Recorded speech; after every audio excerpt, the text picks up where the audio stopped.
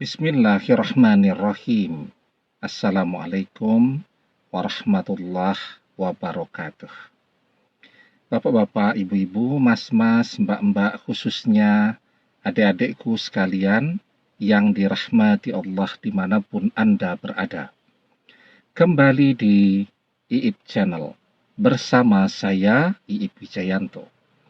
Kali ini kita akan membahas tema orang ketiga adalah orang yang dekat denganmu.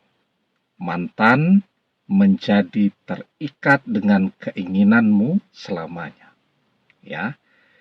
Jadi yang paling menyakitkan ya, mantan direbut dari kita.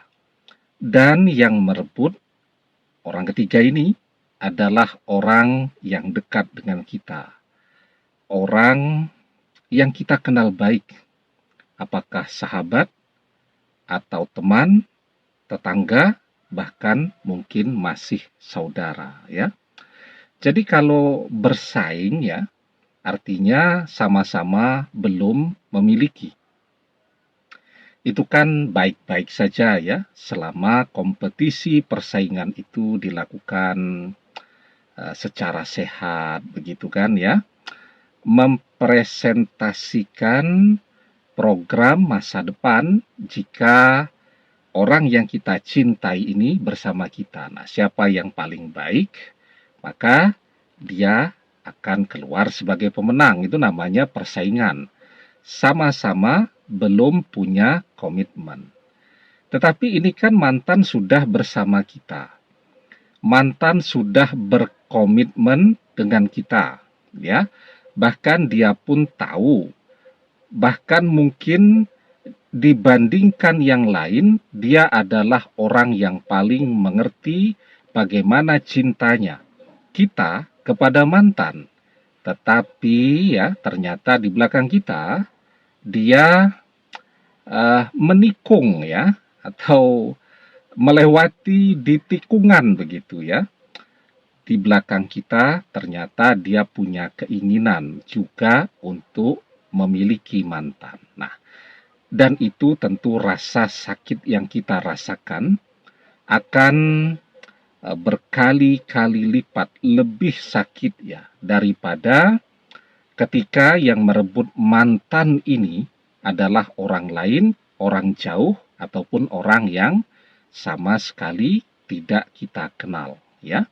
Nah, bahkan mungkin tuh ya, orang ketiga ini adalah orang yang paling banyak tahu rahasia kita dan mantan. Karena setiap ada persoalan dengan mantan, kita selalu curhat kepada dia. Karena sahabat baik, orang yang sudah begitu kita percaya. Kita percaya untuk menyimpan semua segala rahasia-rahasia hidup kita. Ternyata dia mengkhianati kita. Nah, sekarang apa hubungannya? Ketika orang ketiga ini adalah orang yang dekat dengan kita, membuat mantan menjadi terikat dengan segala keinginan kita selamanya. Sebenarnya tidak hanya mantan, orang ketiga juga akan terus terikat dengan keinginan kita selamanya. Kenapa demikian? Nah, sebelum kita bahas lagi lebih jauh, jangan lupa yang belum subscribe untuk memencet tombol subscribe dan menyalakan lonceng notifikasi agar Anda selalu mendapatkan pemberitahuan video-video terbaru dari channel kesayangan kita ini. Dengan subscribe, doa-doa kita selalu terhubung sehingga kita selalu bisa berdoa bersama-sama ya. Dan jangan lupa subscribe itu gratis ya. Nah, sesungguhnya tidak hanya mantan yang akan terikat dengan segala keinginan kita selamanya. Orang ketiga juga demikian. Kenapa? Karena mereka sudah mengkhianati kita, mengkhianati segala kepercayaan yang sudah kita berikan kepada mereka selama ini ya. Semakin sakit penderitaan yang kita rasakan, itu semakin dahsyat, semakin hebat dampak dari doa-doa yang kita panjatkan. Ya, apa yang menjadi keinginan kita sekarang? Kita pengen mereka berpisah, maka mereka akan berpisah. Kita pengen orang ketiga bangkrut, tidak punya apa-apa, menjadi orang yang paling menderita, maka yang demikianlah yang akan terjadi. Karena itu kita itu jadi manusia tidak boleh menzolimi orang, tidak boleh merebut seseorang yang sudah menjadi milik orang lain. Ya, nah, kalau kita tidak mau hidup kita menjadi susah, tidak mau hidup kita menjadi menderita, tidak mau hidup kita kemudian terkena doa-doa yang berdampak tidak baik terhadap kehidupan kita sekarang dan masa depan kita.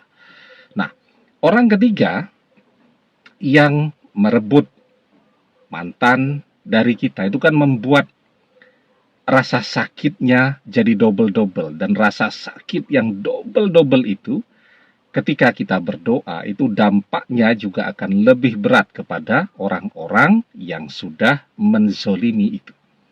Jadi doa orang yang terzolimi itu adalah doa yang terkabul. Dakwatul mazlumi mustajabah wa in kana fajiran fafujuruhu ala nafsih. Doa orang yang terzolimi itu terkabul, meski yang berdoa adalah orang yang fajir. Orang yang fajir itu adalah orang yang gemar maksiat, ya. Karena kefajiran yang ia lakukan, ia tanggung dosanya sendiri di hari kiamat, ya. Tetapi ketika dia terzolimi, meskipun dia suka maksiat, tidak pernah ibadah, ketika dia terzolimi, doanya terkabul. Apalagi doa orang yang merasakan sakit dikhianati itu sakit banget. Itu kan ketika dia berdoa, itu fokus konsentrasinya, itu menjadi berlipat-lipat. Penghayatan terhadap doanya menjadi berlipat-lipat.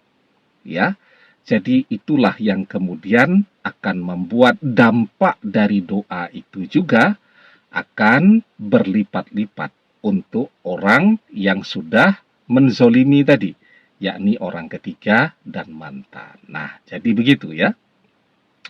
Dan itu akan terus berlangsung ya sampai kita berhenti berdoa untuk mereka.